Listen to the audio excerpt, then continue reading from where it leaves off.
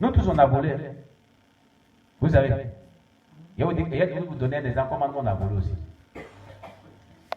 Tiga, Tiga, Naya. Bon, pour nos frères qui nous suivent, les vendeuses d'arachides là. Arachides frais, chez nous en Côte d'Ivoire, c'est comme ça, hein. Et elles sont sur la tête. Eh bien, on va payer arachide.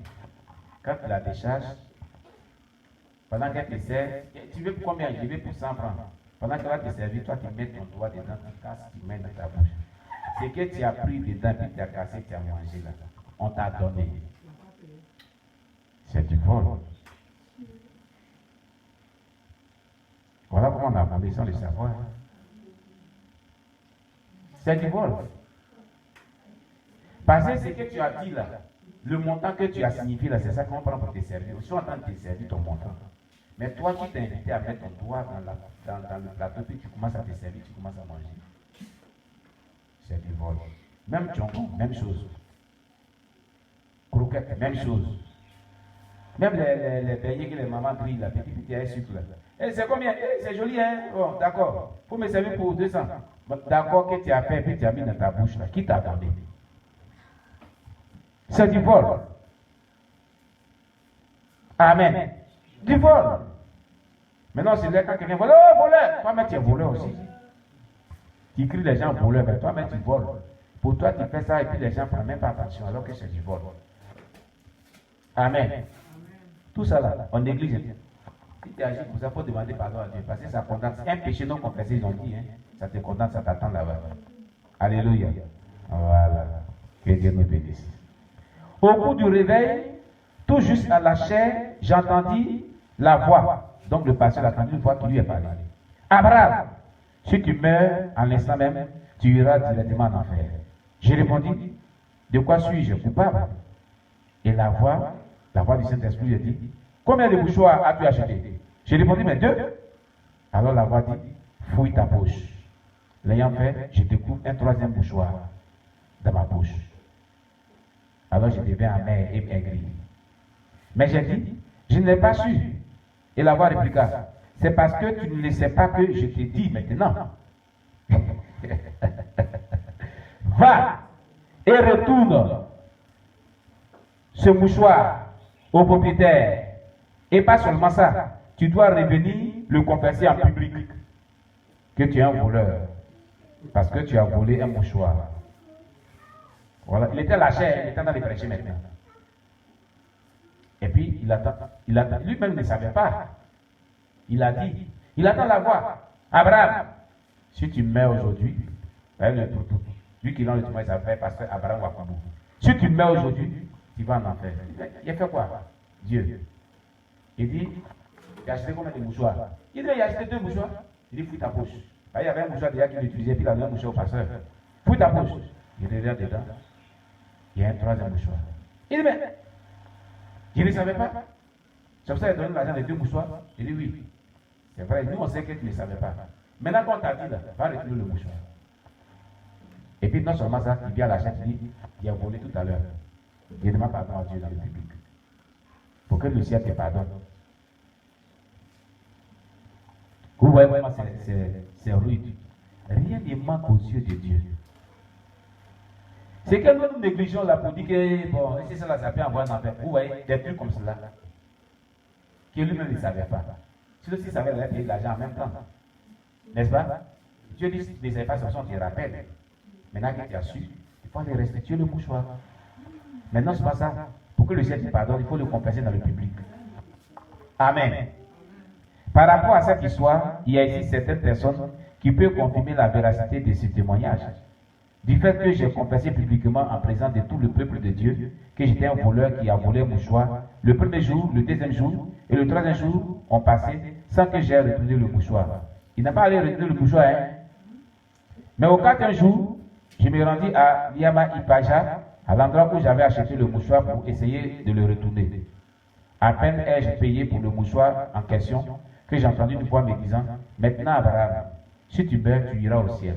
S'il vous plaît, mes bien-aimés, que disent de ces 3 jours de réveil que j'ai tenus, mercredi, jeudi et vendredi? Quel serait mon sort si je mourais au cours du réveil? Je serais condamné pour les flammes de l'enfer. je vous en supplie, s'il y a quelque chose en votre possession qui ne vous appartient pas, s'il vous plaît, allez le rendre immédiatement au propriétaire. Vous demandez aussi, ah, j'ai prêté telle chose, après il te donne, donne-moi ta chose.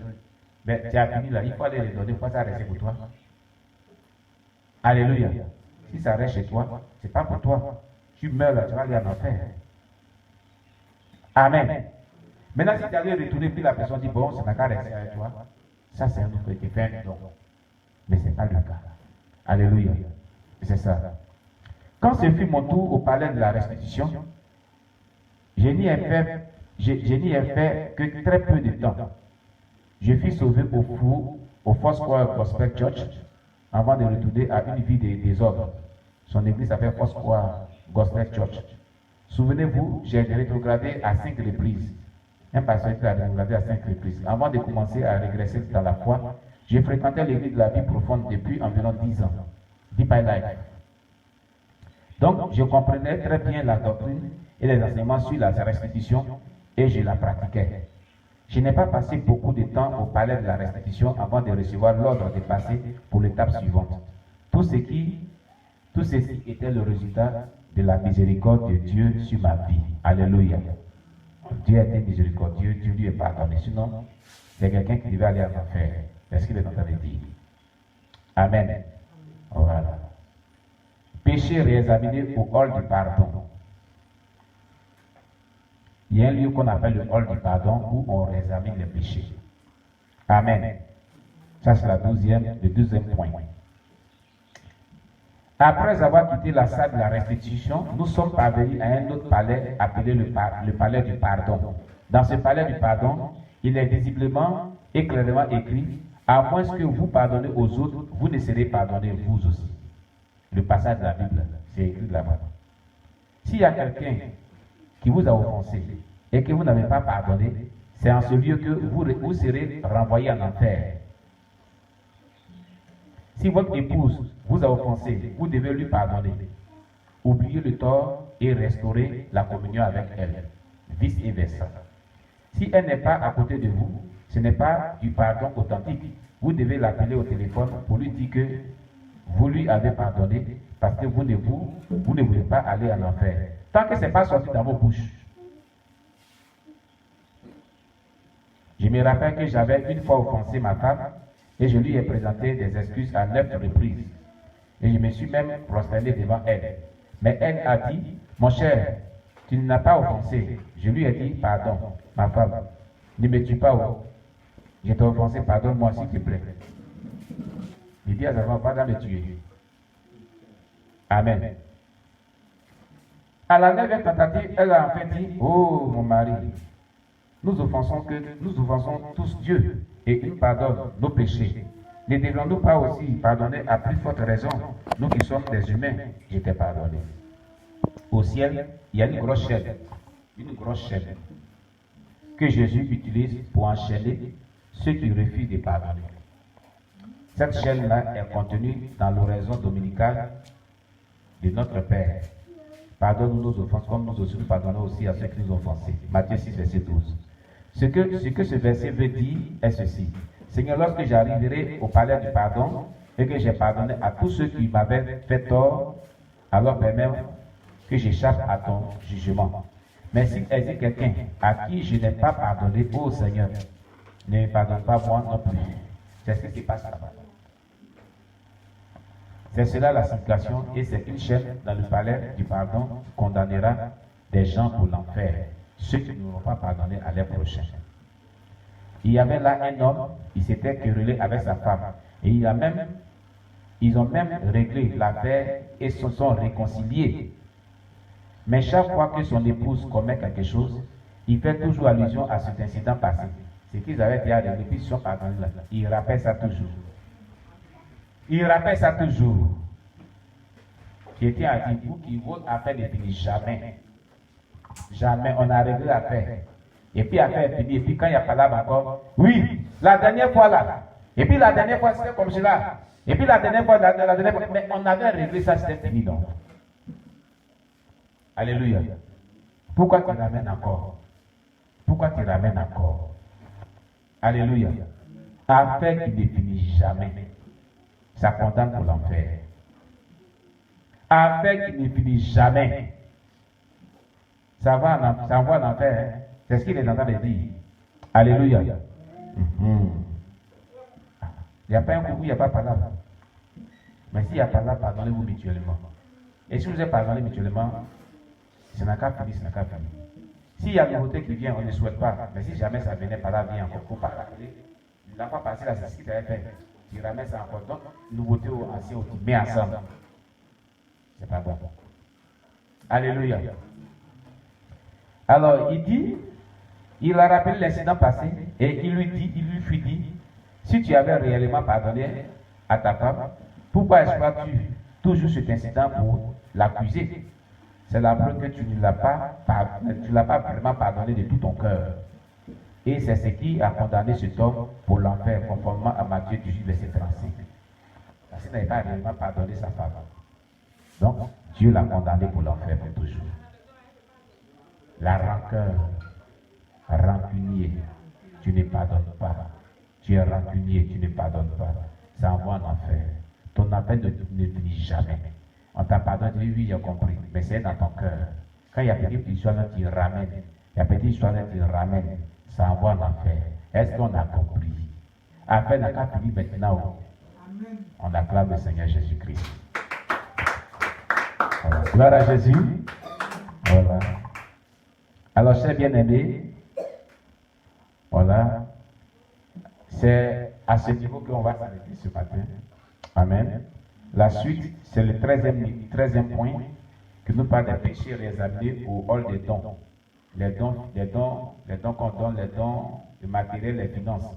Quand tu donnes à quelqu'un, ou bien quand tu partages ce que tu as, ou bien quand tu ne partages pas, tu as quelque chose que les gens souffrent à côté de toi, puis tu souffres, tu ne partages pas. Tu es méchant. Tout ça, on va voir ça prochainement. Ceux qui ne partagent pas. Ou bien on n'a qu'à voir ça maintenant. Hein? D'accord, prochainement. Alléluia.